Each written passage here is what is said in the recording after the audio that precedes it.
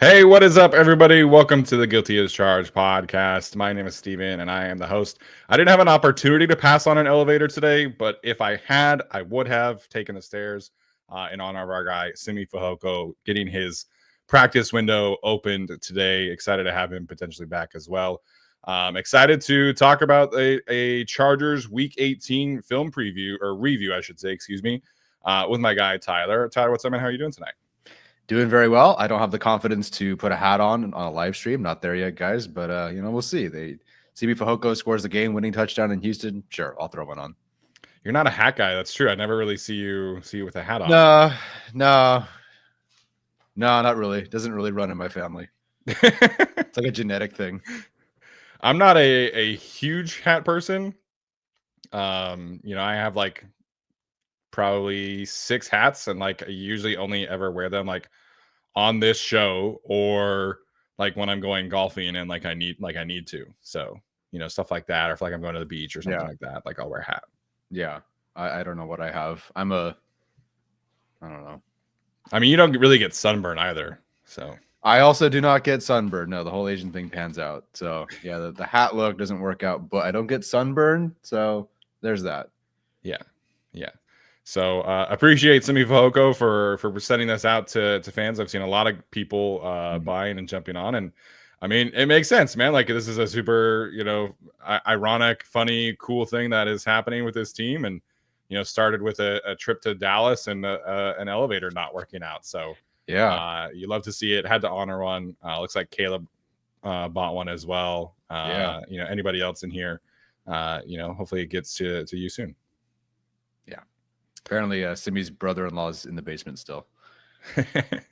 Yes, I did see Simi said that they are working on kind of a like powder blue brim one. That'd be nice. So if you missed out on the original pre-order, then you can kind of wait for that one. But he said that he was expecting like a couple hundred hats, and there were like 3,000 pre-orders. So holy cow! The said brother-in-law does not have the merchandise to keep up with 3,000 orders. Holy cow! So if he does drop a new one with the powder blue one, I think it's going to have a lot more pre-orders. So no, Tapatio, that is not on the Charger shop. That is through Simi Fehoko's brother-in-law's hat company, which I did not know. Yeah, brother-in-law is tired, says Trey. Yeah, 100%. He has probably been a very busy man the last few weeks. So if you are interested in doing that, just make sure you're following Simi Fehoko on Instagram or Twitter. That's where he's posted the link previously. And then, you got to hop on that link early once he is able to drop that. So turn those notifications on for Simi, I guess, if you want the one with the powder blue hat. Yeah. All right. Like I said, here to dive into the Chargers film review. The Chargers did, however, make a signing last night that became official today that had a lot of social media buzzing. And Ezekiel Elliott is signed to the practice squad. The initial reporting did not hint at that from Jordan Schultz, but they did make it official today that he is signed to the practice squad. The Chargers released Laviska Shenault in a corresponding move, and then Ezekiel Elliott practiced today. So Tyler, what are your thoughts as the Chargers kind of make a running back signing? I mean, they have all these injuries at other positions, so I was a little surprised when it came out that they were signing him. But what are your thoughts about Ezekiel Elliott being on this team? It's actually more of a surprise now than it was maybe like 24 hours ago when I thought Gus Edwards was going to be out. I thought that the signing really indicated that, oh goodness, like J.K. Dobbins, he hurt himself a bit during that game against the Raiders, played through the rest of the game, but you never know once adrenaline wears off or you do a test and whoops, something came up. Or Gus Edwards, like, oh, what's happening? I don't know. They're both fine. Gus Edwards practiced today. J.K. Dobbins seems like he's going to be fine, I hope. So with Zeke, I was surprised. I don't think that they are – obviously he's on the practice squad right now, so it's not like they're benching Haskins or whatever. But I was surprised. At the same time, I think it's good insurance because you can't really trust Dobbins to be fully healthy all the time. Unfortunately, has an injury history. Did get banged up in that Week 18 game. Gus Edwards, we'll see. Wow, what is this in my throat today? Anyway, I get getting choked up talking about a Zeke. Sorry, I forgot where I was going with that one. Anyway, okay, I'll just get around to it. Ezekiel Elliott is currently a terrible running back.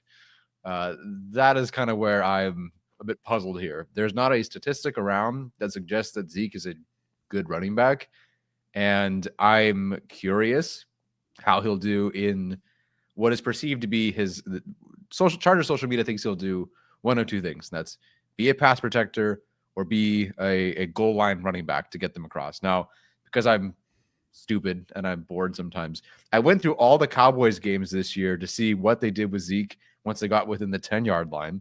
They did give him 5 carries, and every time he got it from the 3 or the 1, it was 1 from the 3, 2 from the 1, he did score. So that whole like short yardage touchdown thing, because Haskins couldn't do it recently, sure, I think there's some merit there. He also did fumble once. But there is that. As a pass protector, I don't know. Hasn't been asked to do it a ton this year, and has been fine. I think he had like 2 pressures this year, but it's been few snaps. Last year, one of the worst pass protectors in the NFL statistically. 12 pressures allowed is not good. If you're used to hearing us talk about pass blocking efficiency, it's rarely in the 80s, unless it's really bad, like Alex Leatherwood. That's where Zeke was last year at 89.5. So 89.5 pass blocking efficiency is not great. I think that's not very good as far as I'm aware. So it's an insurance signing. I think that there are channels, or not channels, people that cover the Chargers, talk about the Chargers, Twitter accounts, etc., that'll be really hyped for this and really sell you on this one. I think it's good insurance on the running back room that is not consistently healthy. Maybe he could chip in here and there, but we do have to understand that Zeke has averaged the fewest yards per attempt in the NFL the last 2 years. So that's where we're at. Yeah, if any of you have thought to yourselves, man, Gus Edwards has not been very good this year. Guess who has been significantly worse than Gus Edwards when carrying the football? Ezekiel Elliott. So it's not great. I know like people really had some fun with this, and like there were a couple of accounts that like tweeted highlight clips of like Ezekiel Elliott in like 2018, and it was really funny. Yeah, like, cool, like good job. He's not a good running back. Like this is not a situation where he should be touching the football on Saturday night, in my opinion.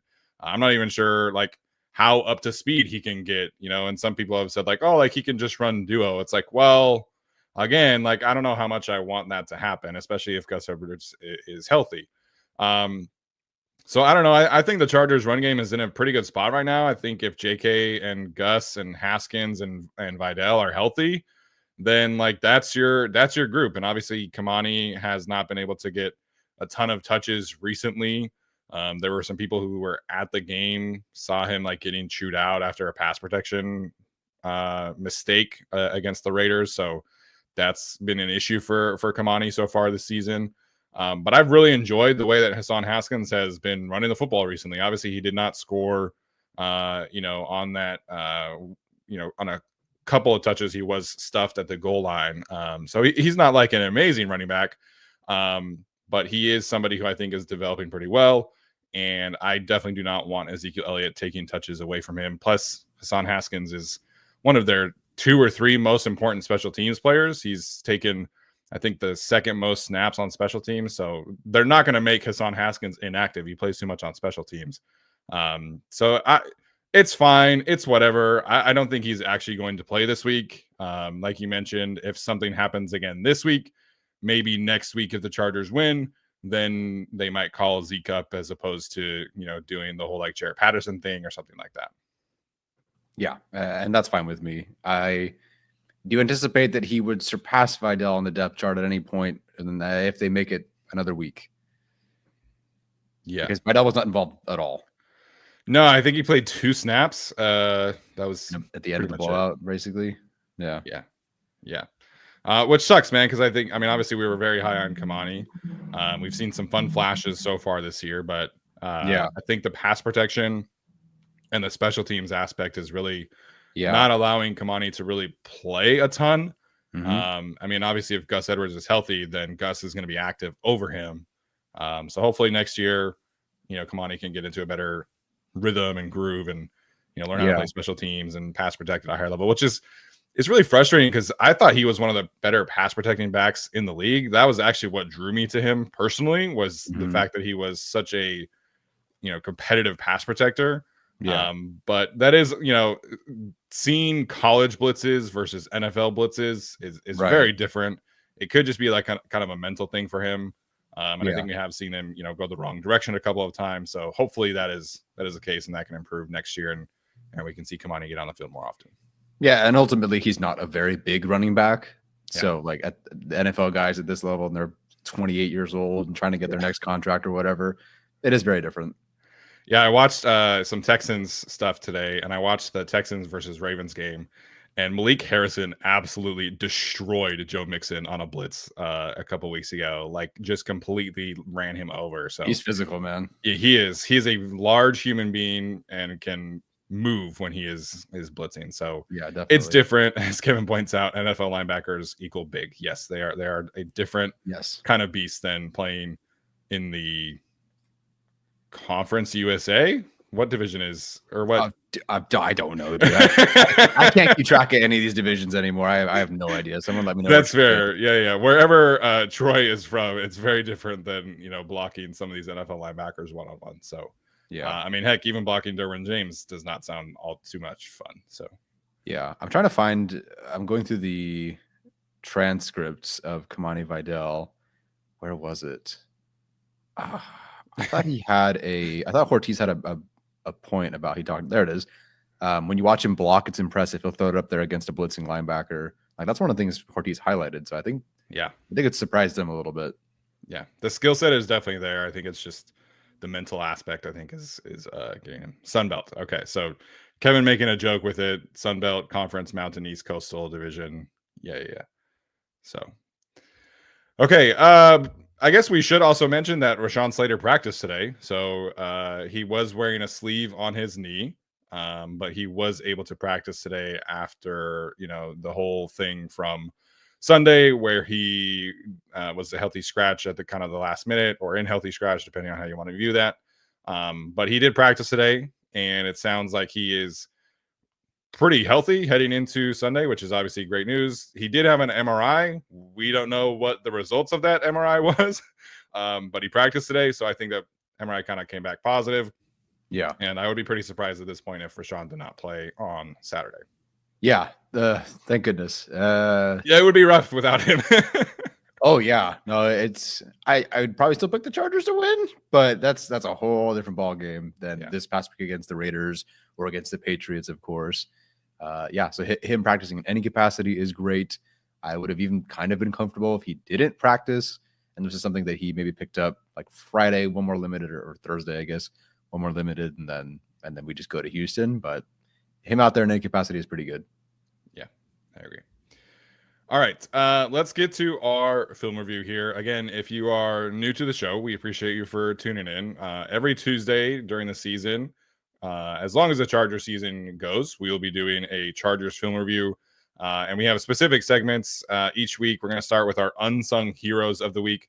Players who maybe not get a ton of shine during the game broadcast, during the statistical kind of evaluation that happens the next day. Mm-hmm. Somebody that kind of stands out in a way that helped change the game, helped impact the game in a positive way, but obviously is not getting a ton of love from the fan base or whoever. So, Tyler, for you, who was your unsung hero of the week?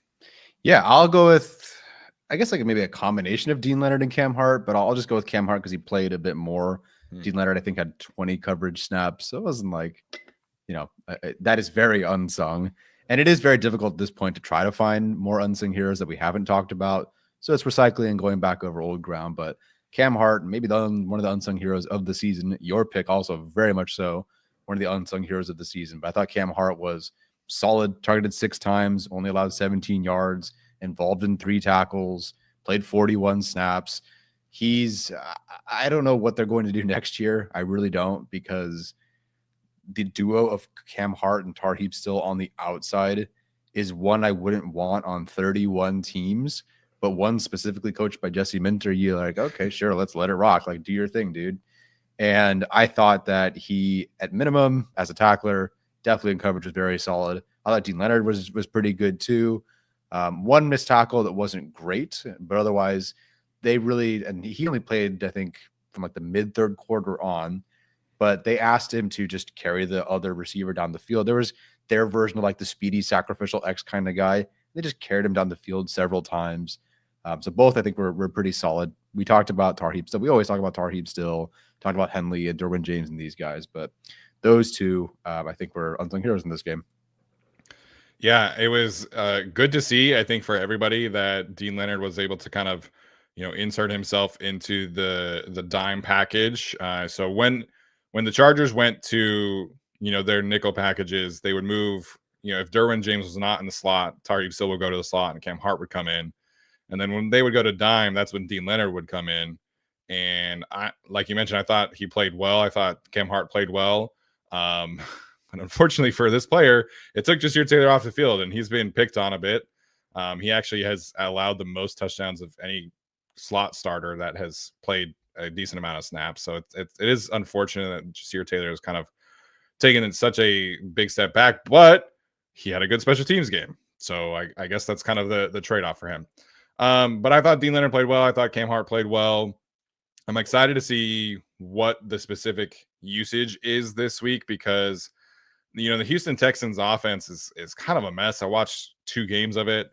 Yeah. The best offense that they have, which is not, groundbreaking analysis by any means, but if Nico Collins is a free release, him and CJ Stroud just kind of have free reign, is my understanding, for the two of them to, they'll do a quick slant or they'll do a bubble screen or a smoke route or whatever. And that's really the best way that they have to move the football is to just kind of wing it a little bit with Nico Collins, which if you're a Texans fan, it's probably not that great that that's the case.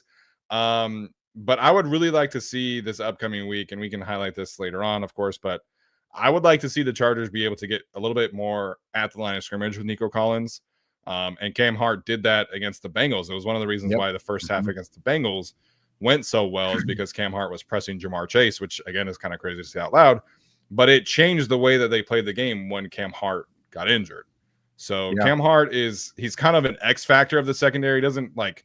He's not a starter right now, but he is a player who just kind of changes their ability to cover and play man coverage, which I think we definitely need to see this weekend.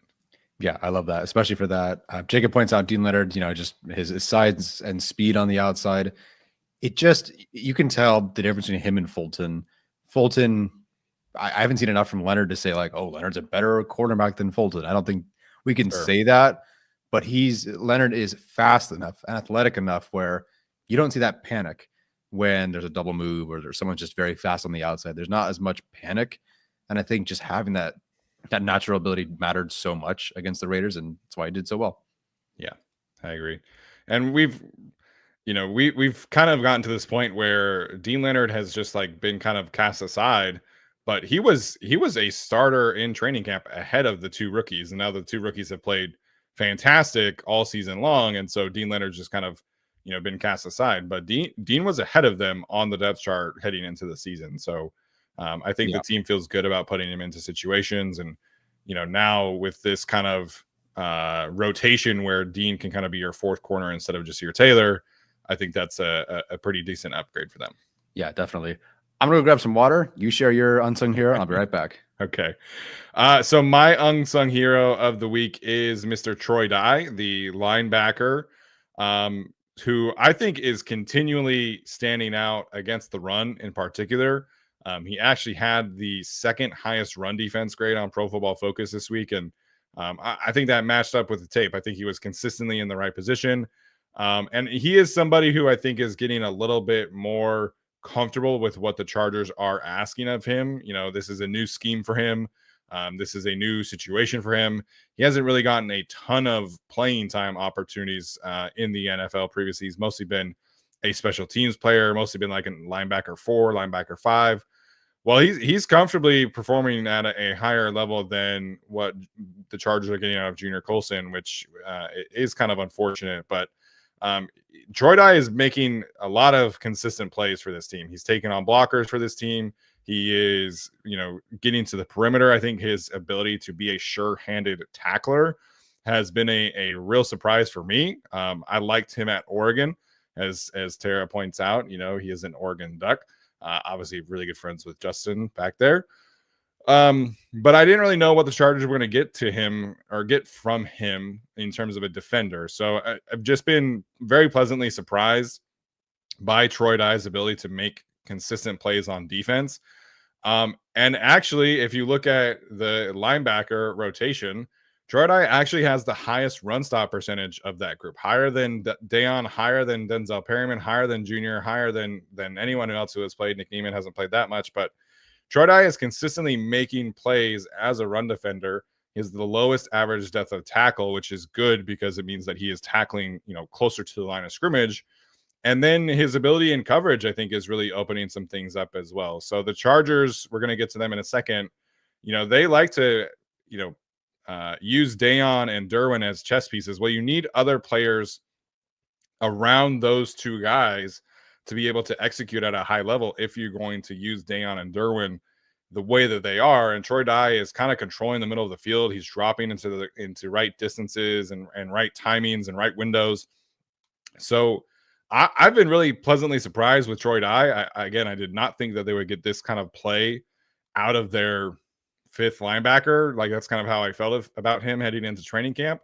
And it's great to see. So I have to give a big shout out to Troy Dye. Very curious to see kind of what happens when Denzel Perryman comes back. Hopefully that is this week. And then the Chargers can have a kind of a linebacker rotation as they have kind of always wanted, but never really been able to because of different injuries and things like that. All right. Looks like Tyler's going a decently long drink here. So for anybody that's asking, just to kind of get this out of the way, I don't think this means that the Junior Colson selection is a bad pick. I do think Junior Colson still has a really, really high ceiling, but just kind of, having some rookie lumps. But it's good news, obviously, that the Chargers have Troy Dye behind him or ahead of him at this point. Great selection, Steven. I heard all of that while I was no, I'm just kidding. I didn't hear any of that. But you went with Troy Dye. Love that.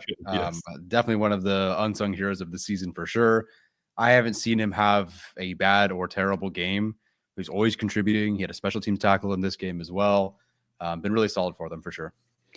Yeah, he's another player where, in previous seasons where if you're playing your linebacker 4 or the safety position, which has been kind of decimated from injury, those injuries have decimated the Chargers defense in seasons past. And Troy Dye coming in and playing the way that he has is a big credit to him, and also a big credit to the way that the Chargers coaching staff have been playing. So I was listening to Dan Henley was talking about the interception after the game, and he mentioned that the Chargers were really keyed in on the 2-minute drive and the tendencies from Aiden O'Connell, and they kind of knew that was going to happen that way. Not that he was going to throw a pick, right? But Daiyan was in perfect position, and it's just the coaching that this team is receiving is a much higher level of coaching than we are used to. Oh yeah. And this, I think the pass defense in general is kind of the biggest reason to point to that, is because you have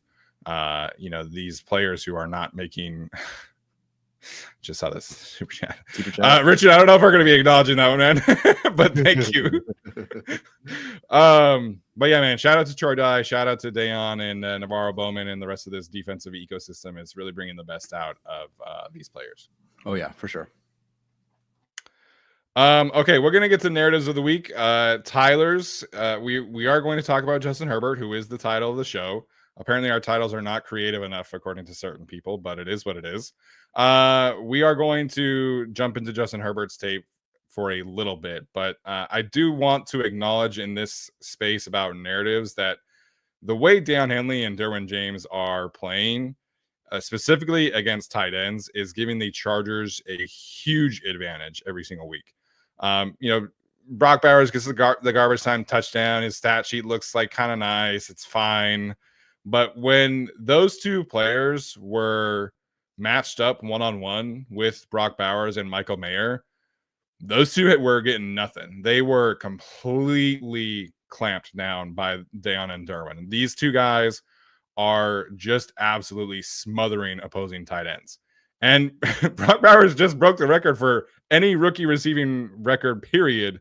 And they completely shut him down when given matchup opportunities against him. He made some plays against zone coverage. That's fine. You'll live with that. But I'm so like watching them play the tight ends and watching Derwin play, and the running backs and things like that. I'm so excited to see next year when Jesse Minter gets a little bit more of his pieces, a little bit more trust in their ability to play man coverage, the kind of things that they are going to be able to do on a week-to-week basis with Derwin James and Daiyan Henley. We've talked a lot about the way that Derwin is being used, but the way that Daiyan is being used is really bringing the best out of him. I mean, he's been targeted like 94 times, which is insane for a linebacker, and he leads all linebackers in the league in forcing completion percentage, pass breakups. He got his first interception. I'm expecting more of those to come through. But Daiyan and Derwin, like, they are just completely shutting down the middle of the field. And Derwin's play that I still think should have been an interception against Bowers in the middle of the field, was one of the best plays I saw of the weekend of any NFL game. Like, he flipped his hips, he covers Brock Bowers at the seam, he plays leverage perfectly, and then he gets his hands on that football. It's crazy. Those two players are reading things, playing things. They are doing such a good job of shutting down the middle of the field and matching up with tight ends and running backs. It's a real treat to watch every single week, and obviously controlled the game because the Raiders passing offense runs through their two tight ends, and they were a non-factor for 85% of that game. Oh, yeah. Aside from the one, Tarheeb still honestly should have had a pick six, and I could tell you wanted a pick six there. Yes. Other than that, it was pretty much nothing. I went back because I saw you wanted to discuss their coverage against tight ends. And I was just curious, like, how did Derwin James and Daiyan Henley do across the whole season now? Now we're past week 18. We can look at the whole season. Sure. And so I looked at their 2 games against Bowers, their 2 against Kelsey, although Derwin missed one of them. The game against Njoku, Gesicki, Andrews, Kyle Pitts, and Trey McBride, and Hunter Henry. So 10 games against like the better tight ends in the league. They allowed 35 yards to those tight ends in those 10 games. Like combined. Damn. I couldn't believe it. I mean, it was wow. You thought like maybe, now I'm not saying obviously that they covered them the entire game. I'm not even saying that Henley spent more than one snap against McBride. I don't know. Someone will have to do the numbers on those. The point is, regardless, that's pretty damn good. That's like 2 yards a game. That's pretty good. Yeah. So in 10 games against these guys, and again, Bowers, Kelsey, McBride, Njoku. I mean, you look at even just Henley, Bowers, 1 catch, 6 yards. Kelsey, 1 catch, 4 yards. McBride, no catches. Njoku, 1 catch, 2 yards. Andrews, no catches. Pitts, 1 target, no catches. Kelsey, 1 catch on 2 targets for 7 yards. Hunter Henry, 0 yards, 0 targets, or on 1 target. Bowers, 0 catches for 0 yards. I mean, it's just like, are you serious? That's crazy. If you told me 200 yards was the answer to that question, I'd go, that's elite. That's pretty good. 20 yards a game to all those tight ends between them, that's pretty good. 35 total is insane. Oh man, I was not expecting that. The film has matched that they have been playing really well, but 35 yards in 10 games against those guys is crazy. Yeah, man, it's been a real treat to watch the growth of Daiyan. Like we mentioned, early on in the season that he was having some issues with like the depth of drops and things like that, and like how to recognize like when to pass things off. And it makes sense. He's never been a full-time starter. That's not an issue anymore. Like he is covering ground at such a high level. He is making up for mistakes of his teammates.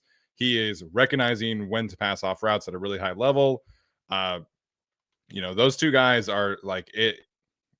It's crazy to me to see the way that they are able to control things and the way that they are able to pass things off. And, that's even aside from blitzing or anything like that. Yeah. The play that they are getting from Derwin and Daiyan in man coverage and zone coverage is incredibly high right now.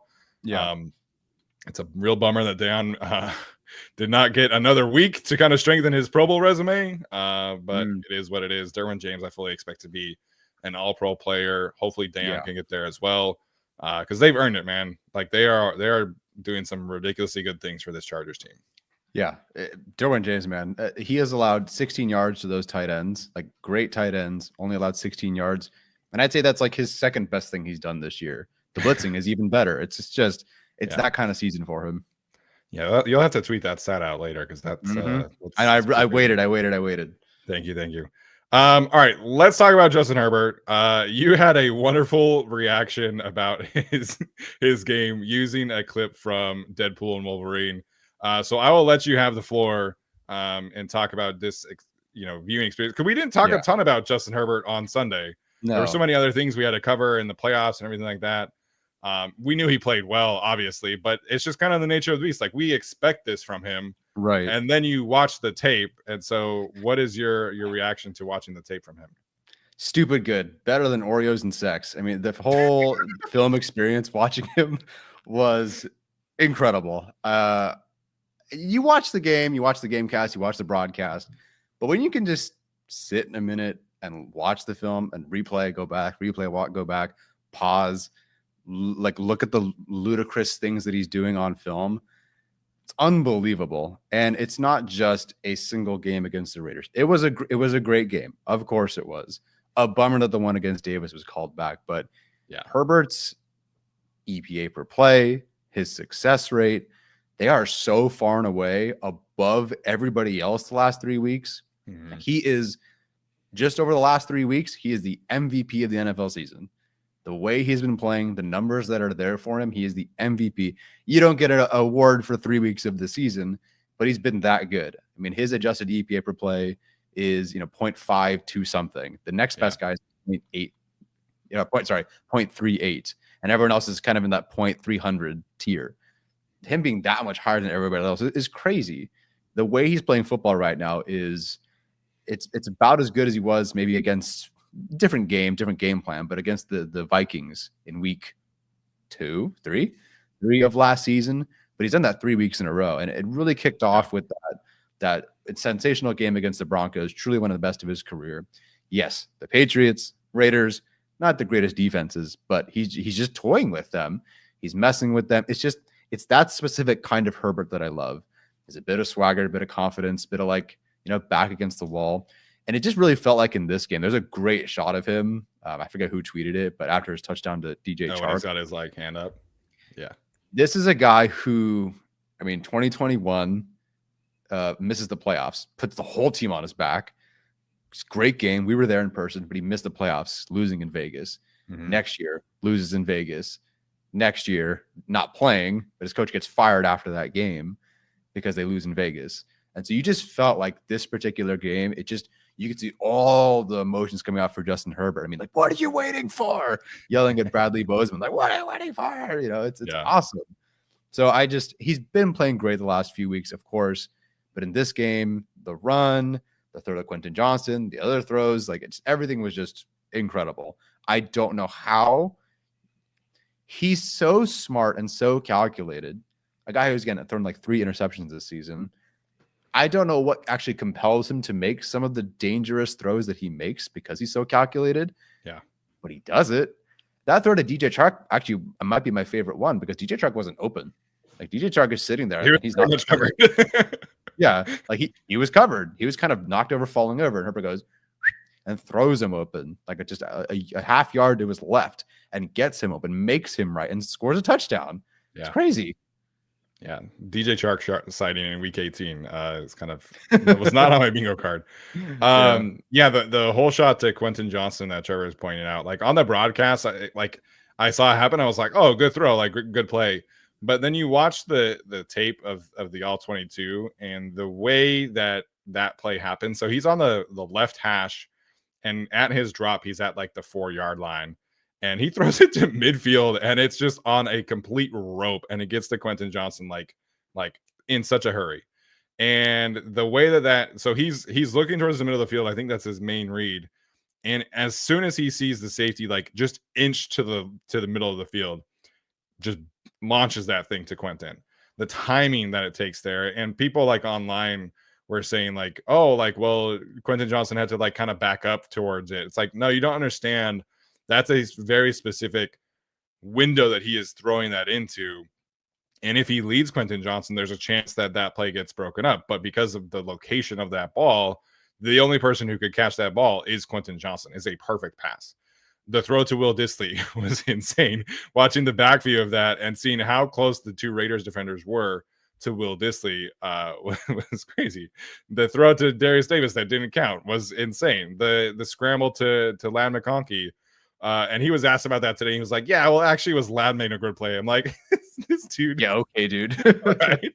That was like the easiest catch McConkey made this year. Yeah, the guy who was chasing him down, I forget if it was Jack Jones or Divine Diablo, whoever, was literally right in his face as Justin Herbert is throwing that ball away to Lad, and it was crazy. The scramble also was fantastic. The Chargers kind of ran a flood to the right, and he had a huge window to the left. And he's scrambling a lot more this year, as even though a certain analyst from Amazon Prime likes to think that he is not scrambling, he's getting a lot of opportunities to make plays with his legs. And he actually had like 18.5 miles per hour. He was he was on the top 20 for one of the fastest ball carriers of the week, according to Next Gen Stats. So showing off the athleticism as well. He was fantastic. I think he had 0 turnover worthy plays. I think he had 6 or 7 big time throws, according to Pro Football Focus. So it was an excellent game. The Raiders defense is not great by any means. Obviously, they're missing Max Crosby and Christian Wilkins and things like that. But they were still a top 15 defense in EPA per play. They were still a top 10 defense in EPA per dropback allowed. And he just made them look like they were the JV squad, man. It was a treat to watch on tape. Yeah, definitely. That's the best way to put it. I mean, yeah, sure, they're not great. You make them look like the JV squad because they're that good. I'm deliriously excited to see Herbert in the postseason. I know the Texans defense is very good, but so is this guy. Yeah, if you had asked me heading into like today, like to do this show, like prep work, like go back and look at like the best 3 game stretches of Justin Herbert's, time frame in the NFL. I don't know if I would have guessed this past 3 just because, they've been running the football pretty well and things like that. And like the first half of the Broncos game wasn't like amazing, but his EPA per play over the last 3 games is higher than any 3 game stretch of his career. Across his rookie season, across his 2021 season, where he was playing at like a legit MVP level. If you had put a gun to my head, I probably would have said like the first 3 games of last season, where he was just like shredding everybody. And then obviously they had the Vikings game. But from an EPA per play standpoint, this 3 game stretch is the best of his career. And you can probably argue like the meaningfulness of it. Obviously, the Broncos game was extremely meaningful. But the past 2 games against bad teams, things like that. But from a statistical standpoint, these last 3 games are the best of his career. Yeah, and nobody will talk about it because it's not a fourth quarter comeback, although they obviously did come back against the Broncos. But the 3 game stretch that they've had here, yes, they were guaranteed the playoffs going into the Raiders game. But going back to that Broncos game, after the loss to the Bucs, this is an injured quarterback who we were going, are they going to even make the playoffs at this point? Yeah. And people will only look at fourth quarter comebacks and whether you can win or not in those moments. But how about a 3 game stretch where it's like, yeah, you got to win these games to make the postseason, in particular the Broncos game. But okay, so the postseason's on the line. Not division, being ahead of the Broncos is on the line. Then the 5th seed is on the line. So back against the wall stuff for Justin Herbert. And everyone's like, oh, he's not clutch. He can't handle the big moments. He said the 3 best games of his career, at least the stretch of games in his career. Yeah. And, we were asked on Saturday if like people would think that, if the Chargers go into Houston and win a playoff game, is that going to be, not credited enough to Justin Herbert? But if he plays like he has the last few weeks, man, like it's going to be a lot of positive narratives around Justin Herbert, heading into the divisional round. So, like you said, the Texans defense, very, very good. But Justin Herbert is playing at an incredibly high level right now. We're not going to talk a ton about Quentin Johnston today, but him and Lad, I think, put on a show as well from a tape perspective. So you feel good about the Chargers offense, and hopefully that can continue into this playoff game. Yes, absolutely. All right. Well, that being said, we are running out of time for you guys to be able to use the Chargers on PrizePicks. So hopefully you guys are able to go in and take advantage of at least one more. Hopefully we get 2 or 3 or however many more games the Chargers can muster here. But you'll get at least one more opportunity to use the Chargers lineups on PrizePicks. They are going to have various playoff specials, so please go check that out. PrizePicks.com/guilty is the best way to get in on the action with the best and easiest daily fantasy app. Again, that is PrizePicks.com/guilty to use daily fantasy. All right, let's finish off here. We're gonna do our real or fake segment. You wanted to highlight Zion Johnson here, if I remember correctly. So, what did you see from Zion this week? I love taking notes on each of these games because you get to go, oh, wait, wasn't there something? And they had not quite the same play, but there was a spin move against Zion Johnson this week that I thought he treated like it was nothing. Yeah, and it was a specific player. And I went, oh, that's kind of familiar. So I went back to their week 1 matchup against the Raiders. And not that it was a purely clean loss, but the way Zion played that spin move and handled that spin move, that first matchup in week 1 was very different than he played it in this one in week 18. Same opponent, same player, same spin move. But in this one, it looked so much more calm, so much more collected. And I didn't have the timestamp for that one specifically. So I actually had to watch a lot of that week 1 game. Oh, no. Which wasn't fun. Some things were fun for sure. But Zion is a completely different player than he was in week 1. And I implore anyone who has an opportunity to go back and watch the film to go watch week 1 and then go watch week 18.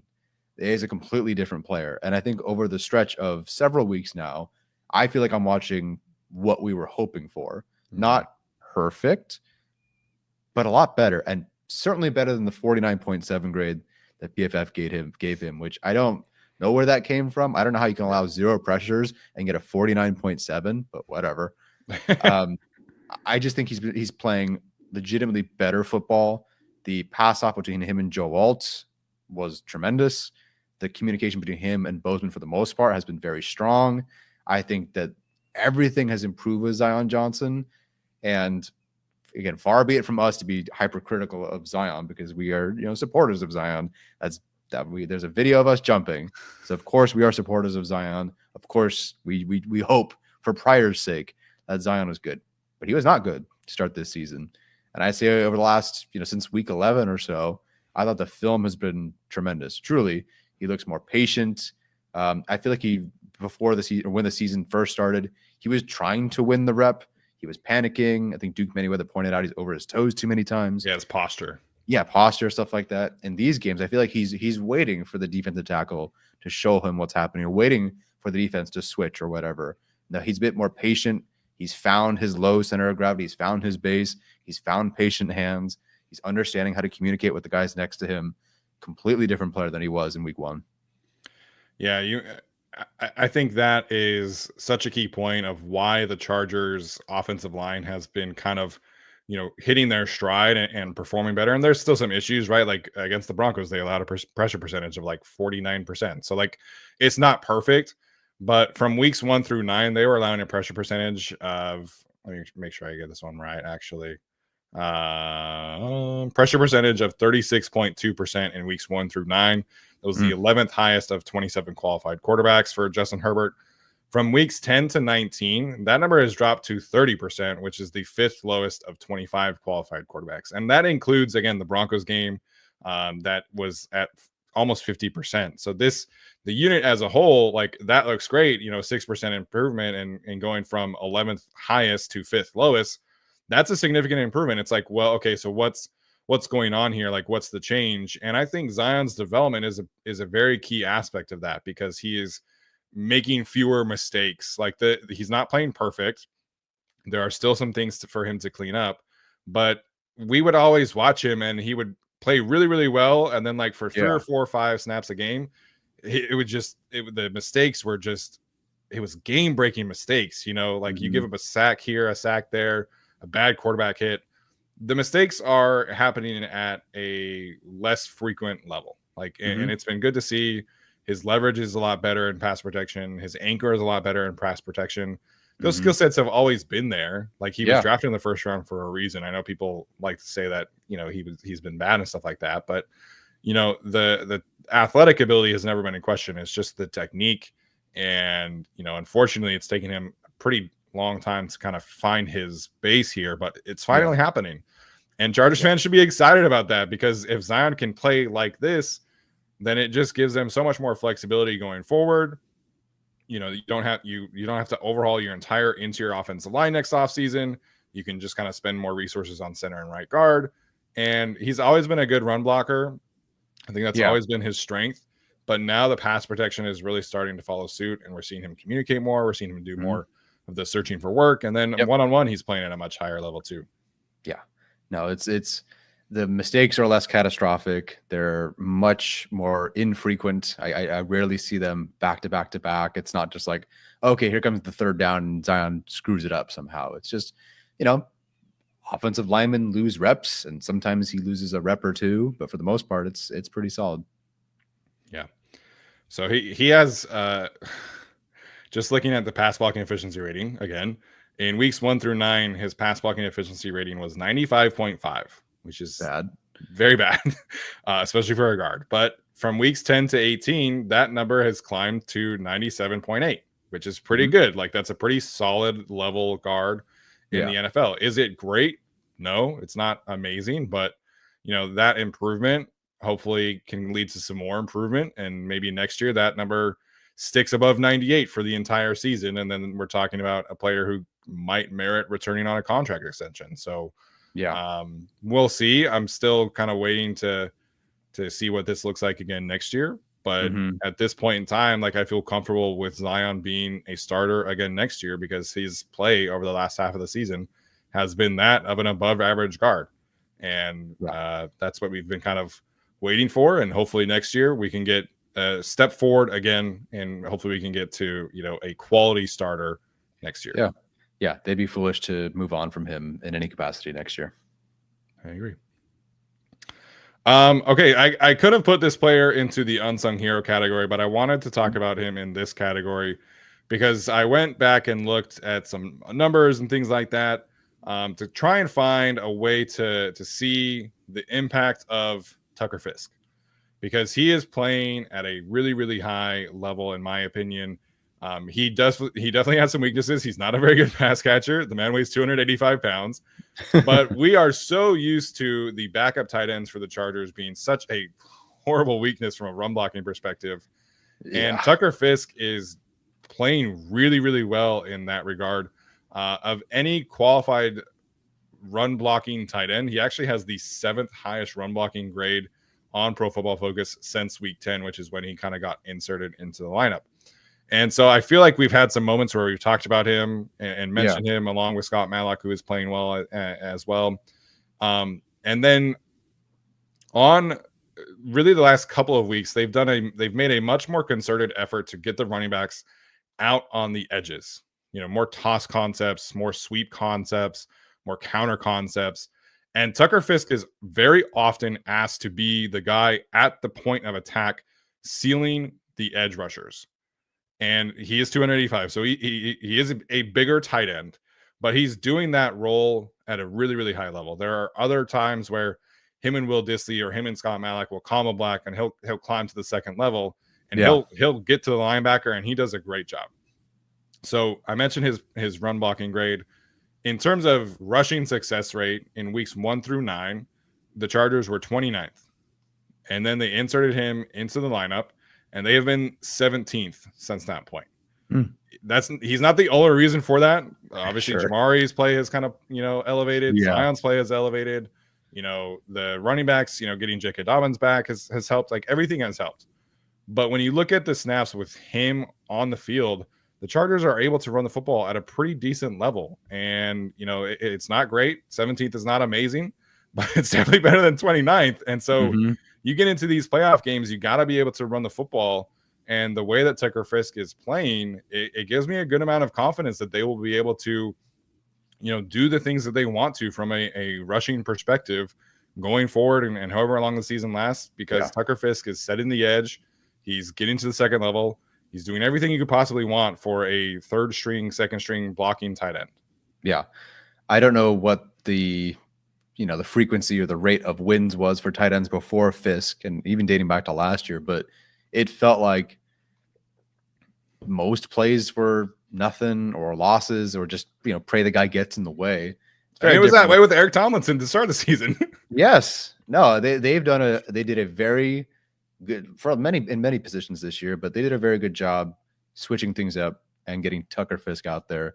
It's made a huge difference. Even on I think it was either a screen or something to the flat, but they had both Will Dissly and Tucker Fisk out to the right, blocking ahead of Quentin Johnston, and the play got like 7 or 8 yards or whatever it was.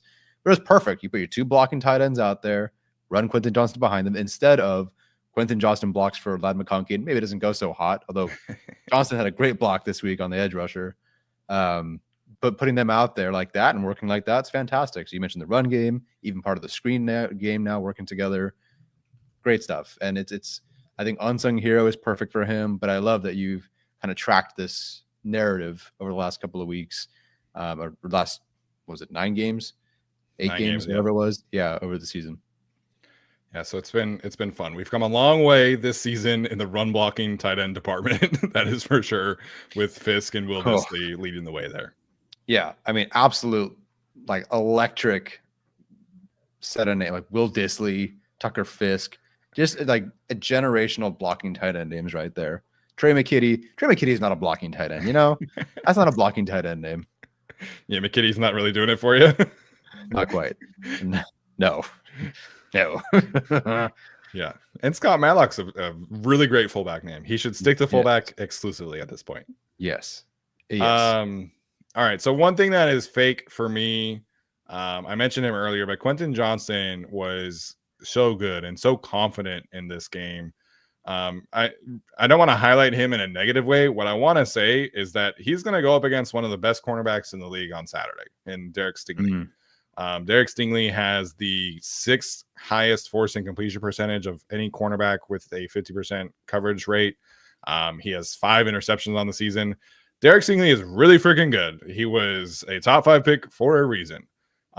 If Quentin Johnston does not play super well against Derek Stingley, that's okay, because Derek Stingley is fantastic. And not to say that Quentin Johnston is not a good player by any means, but there are levels to this, right? And Derek Stingley, I would expect to kind of shadow him a bit and try and take him out of the game, a la Trent McDuffie. I still think Quentin Johnston can have a good performance, but there's going to be a lot of narratives that come out if Quentin Johnston doesn't come out and have like an 80-yard game and a touchdown or whatever. Yeah. And the man has taken so many positive steps forward this year that trying to like victory lap about Quentin Johnston next week, if he doesn't play well against Derek Stingley, to me is a ridiculous thing that's going to happen, and it needs to not happen.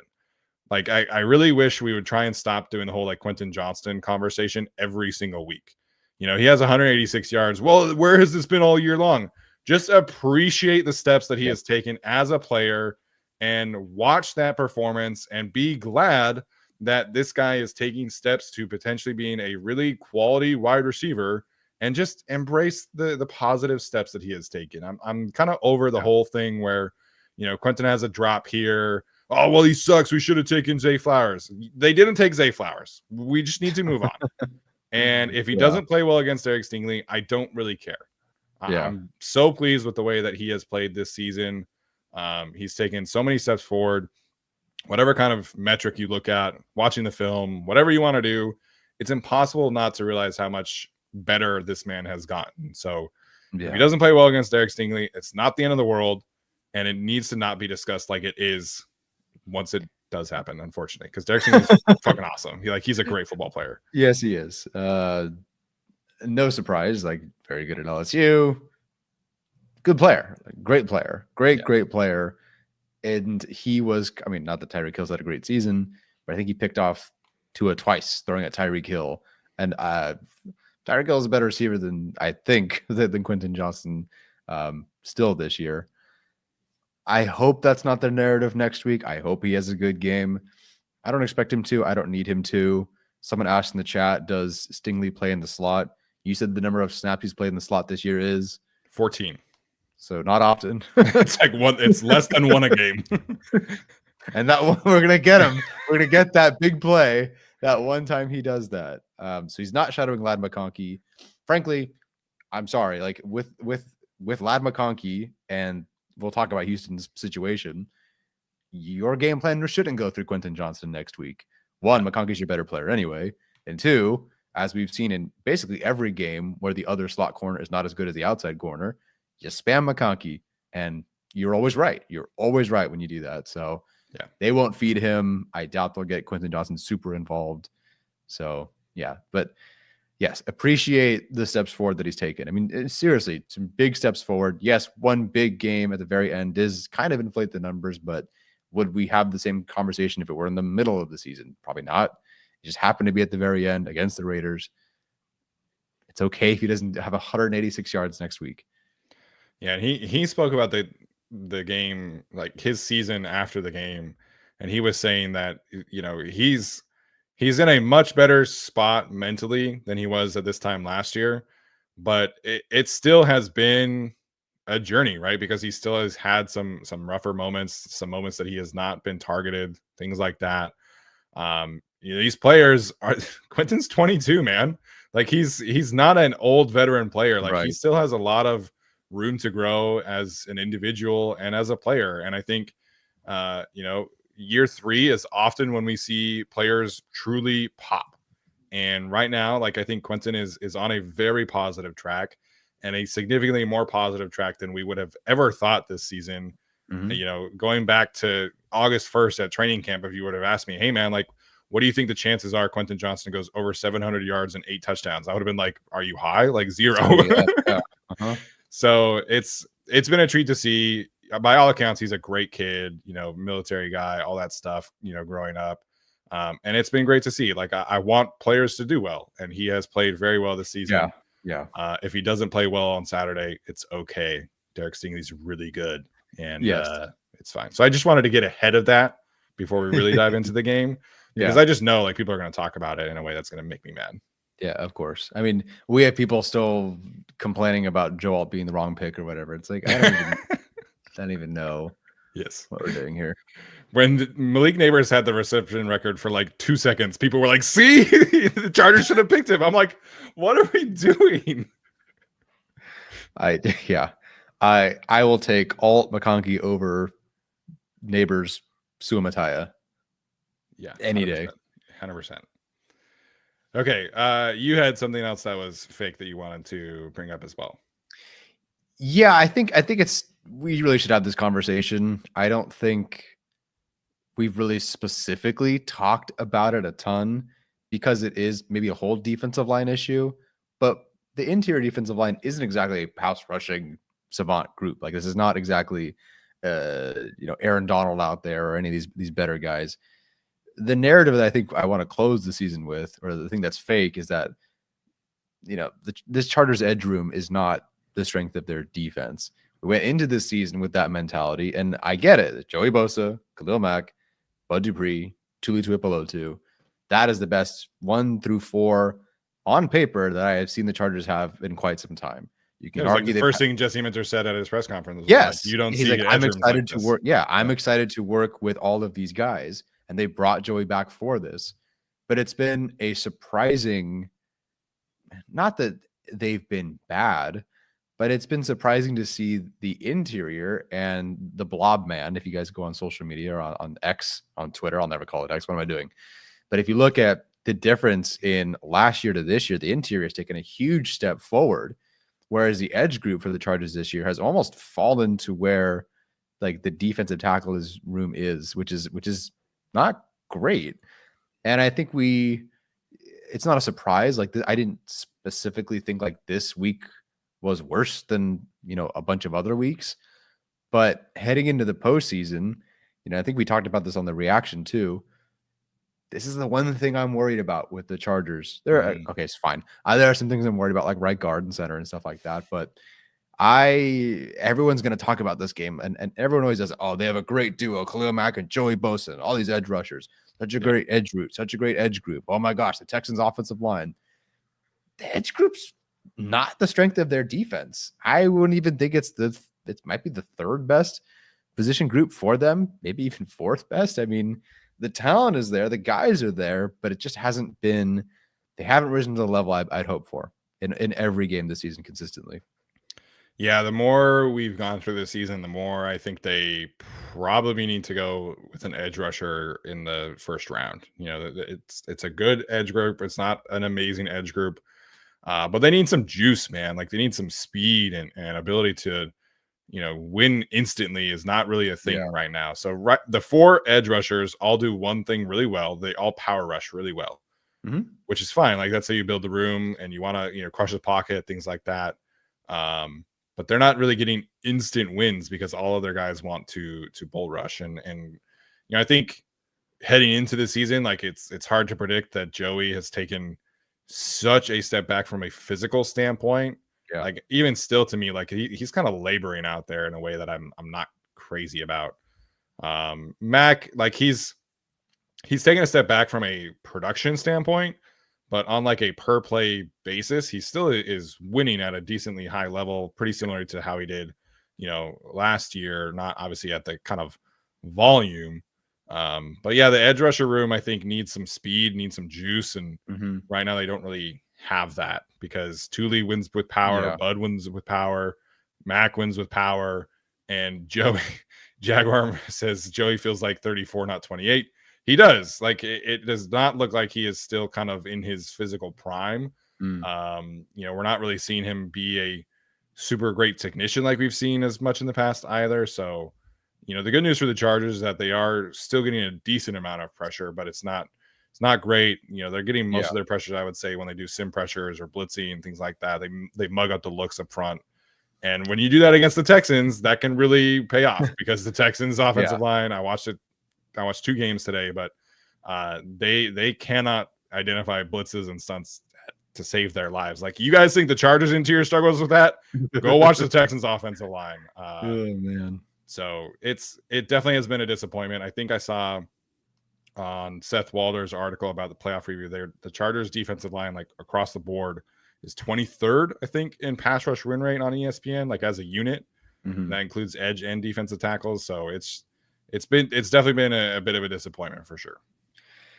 Yeah. So no alarm ringing, but I do want to just put a pin in that heading into the postseason, and I either want to point it out later as why they may be lost or highlight it as a reason maybe they won. Yeah. I think the good news obviously is that they play the Texans this week and they play the Chiefs potentially next week. Yeah. And those are 2 offensive lines that are not great. If they were playing again like the Bucks or the Lions or these teams with like great high-end tackles, like I would definitely be concerned. But I still think they can handle their business against poor units, and thankfully for them they have one this week. Yeah, that'll remedy a lot of things, that's for sure. Although I guess we didn't talk about it a ton, but the Raiders did start the game throwing the ball really quick and finding some success early on against the Chargers. So we'll see. Yeah. His time to throw in the first half was like 2.3 seconds. So he was felt like less quick. Yeah. Which I get. It's not a great group for them. Yeah. Tyler, any other thoughts you want to bring up about the film review? No, man, it was just a breeze to go through. I love the games where it's like, yay, everybody's so good. It was really fun. Yeah, much different experience than like the Falcons tape where I was like actively getting mad. Oh no, the Bucks tape. We're gonna go. Too, we're gonna jump on here and just we're gonna go look for Greg Roman with a baseball bat after that game. Yeah, this is fun. And Greg, I thought, did call a very, very good game for what it's worth. They're all in a groove right now. It's perfect. They don't need to change anything. Yeah. Well, all right, we'll get to some of these super chats. Dark Samus kicked us off earlier. Center number 1, Jared Wilson, has declared. Let's draft him. I believe that's the Georgia center. I have not gotten to centers just quite yet, but I have heard positive things about Dark Samus. Or excuse me, about Jared Wilson. I have heard positive things about Dark Samus. Yeah, I've heard many per source. I've heard some very positive things about Dark Samus here. Yeah, Dark Samus, dude. At some point when we do our interior rankings, gonna need yours, man, because you've been all over the interior guys this whole regular season for the Chargers. So I'd love to know your list. Yeah. Should I put Richards on here or not? Sure, let's go for it, man. Putting on the filthy. Okay, Richard says Acho and Joy are really having hate sex about J Herb. And then another one, he says Derwin and Henley clapped down on tight ends harder than Acho clapped down on those cheeks after an afternoon filming of Speak. Yikes, man.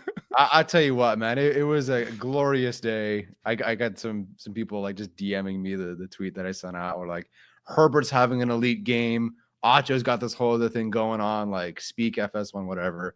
They're having their whole issue while Herbert's having a great day. It was just a perfect day, a lovely day. Someone said we've transcended to Valhalla, and it just felt like that, man. It's been fun. I don't get any positive big reactions to anything useful that I tweet, but the stupidest things I tweet like that make wait, what am I looking at here? It's past 9 p.m. in the East Coast.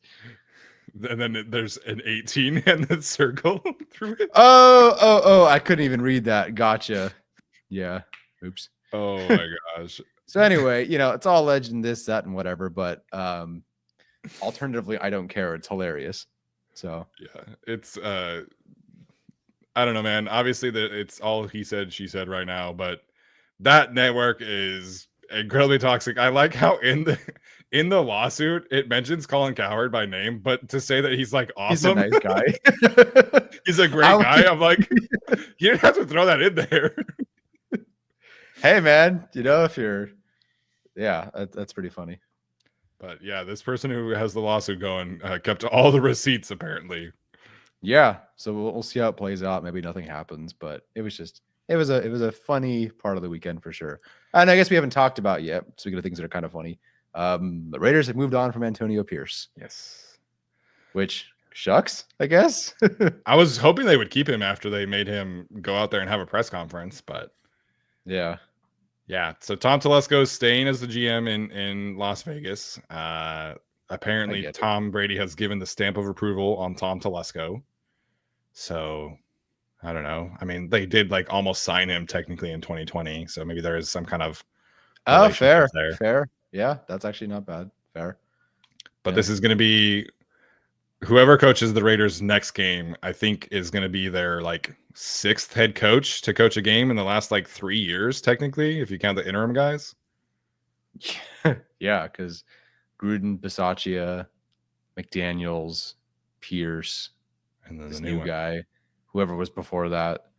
I don't know. They do the whole carousel thing. Yeah.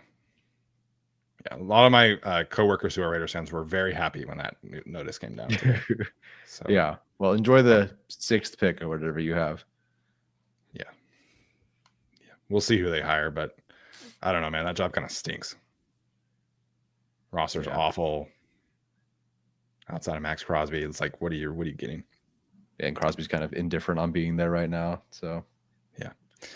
All right, last one here from Joe Cruz. He just says, "Gak, bolts up. Let's get a win in Houston." We greatly appreciate that support, Joe, and everybody else that jumped in with the super chat tonight, and all of you that are also listening and contributing to the chat as well. We appreciate it. Yeah, thank you so much. Thank you so much. I will be there. My mom, my dad, and I will be there, and we'll see, man. Chargers postseason versus Tyler attendance curse is an absolute battleground brawl. See how it goes. Yeah. Well, let's hope that they get a win and show up. There's a lot of people who are picking the Chargers right now. I need some analysts to start picking the Texans because I don't like that. Yeah. Let's just do it on our show. Let's just pick the Texans to win, just to kind of like no context. We'll just pick them to win. Yeah, Jacob says you should have brought your sister. Yeah, fair. Oh, I'm bringing my mom, who won again on PrizePicks this week, so we'll be fine. Yeah. My mom goes, we'll be fine. Yeah. Andrea's got enough luck for all of us. Correct. Yes. Correct. Yeah, there's apparently some people, FPS bring this out, that the Chargers are going to be looking past the Texans because they could potentially play the Chiefs next week. No chance in hell that Jim Harbaugh and this crew is going to look past the Texans in a playoff game. Like, this is everything you work for, and like so many of these players like have been so bought into Jim Harbaugh's whole method because of this chance to get to this moment. Yeah, like, they are going to be locked in and extremely prepared. They haven't looked past anybody. Like, there hasn't been a single game where I look back at this past season and think, man, like they really got like out executed. They were not prepared for that game. So like they have been prepared for every single game.